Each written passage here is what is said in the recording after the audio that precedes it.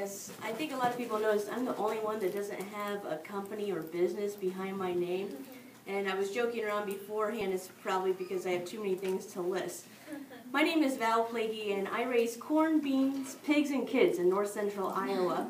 Besides doing that, I am obviously a farmer. I'm a farmer's wife. I'm a stay-at-home mom. I do independent consulting as a little side job. And I'm a big-time volunteer, so that's where all those bores come into play.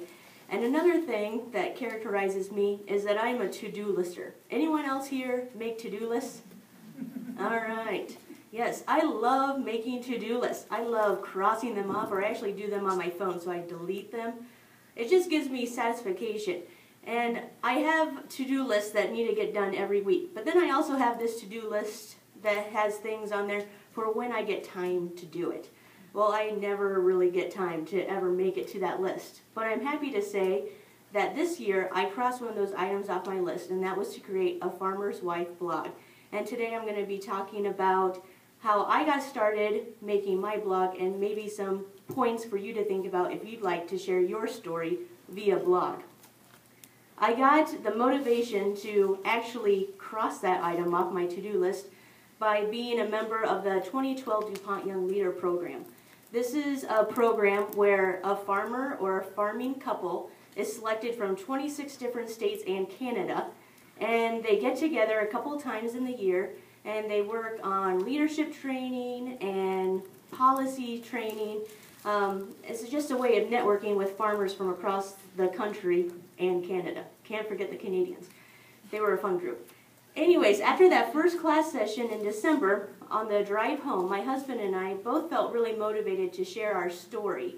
And we decided the best way for us to do that was for me to actually start that Farmer's Wife blog.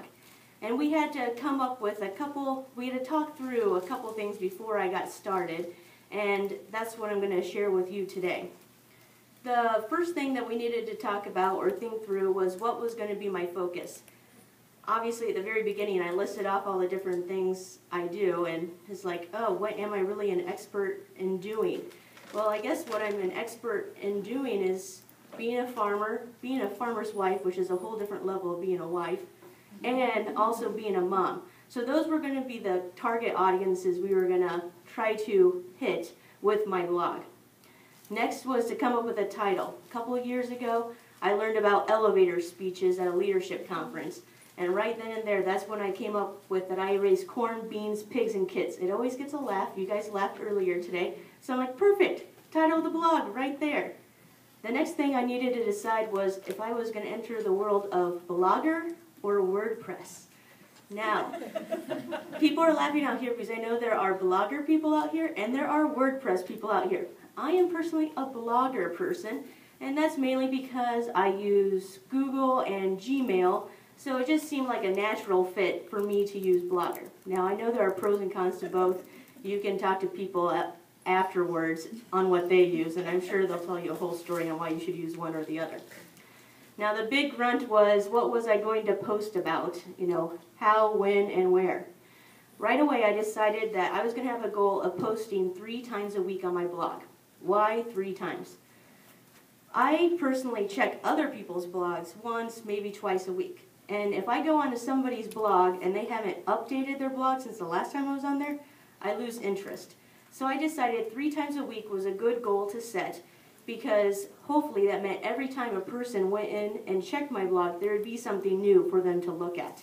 And I do have to say, since starting to blog on January 1st, it was my New Year's resolution, there have been some weeks I have not made the 3 a week target, but then there are other weeks I've done more. So I figure I'm balancing myself out. I'm only 8 months into this, so I'm still learning and getting my groove. The next thing I needed to do was I decided to make an editorial calendar. People in this room that know me know I'm a very organized person, so they probably aren't surprised I made an editorial calendar for my blog. I decided that I really wanted to focus and highlight photos on my blog, because what a better way to share and tell a story than to use photos. So back in December, I wrote out on a Word document, January through December, and each month I came up with 3 to 5 different photos that I would like to take in that month. and I wrote down what my August photos were. So back in December, I decided I wanted to take a photo of corn on the cob, stuff from the state fair, highlighting state fair food, and summer sunsets. So it's kind of a variety of photos. It involves some people, it involves places, it involves things. That's at least 4 posts for that month that I could already have taken care of by just doing those photos that I put my mind into doing. Now for posts that I do, if I don't have a photo that I've taken recently, or I don't seem to find a photo that really fits with my blog post, I still want to have some type of visual image.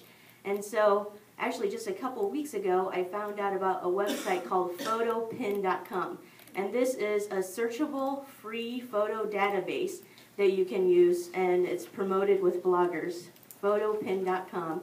And you can use that to then search and find free photos that might fit into your blog post for the day. Another thing to fill up my calendar is I decided it'd be good to have some reoccurring posts. Common ones that a lot of people do are Wordless Wednesdays, when you put just a photo up on a Wednesday that's pretty self-explanatory. It's nice for the reader and yourself because sometimes you just want a break from writing, and your reader probably wants a break from reading all your writing. So it's just a nice balance to put in those Wordless Wednesdays every once in a while. There's a whole initiative out there for Meatless Monday, so there's a lot of people that are combating that and doing things meaty Mondays or something along those lines, and posting a new recipe or something that their audience is going to find of interest that highlights eating meat. Now, I said before, I raise hogs, and I know Katie, she'll be up here next. She has done tasty, like Turkey Thursdays or Turkey Tuesdays. See, that's great because Turkey and Tuesday, you know, both start with a T. Pork, hogs, I don't have anywhere to go. So I've done Tuesday tasty pork recipes, and, you know, you make it work. And the one weekly occurrence that I've done really well with is Farm Friday. I started this spring, and I'm going to go all the way through harvest. And every week I go out and crop scout. I crop scout one of our cornfields that is in our backyard of the acres we live in, and I crop scout one of our bean fields, which is in the backyard of our hog building. So it's a way for me to talk about things at home and at the hog buildings and cover both corn and soybeans.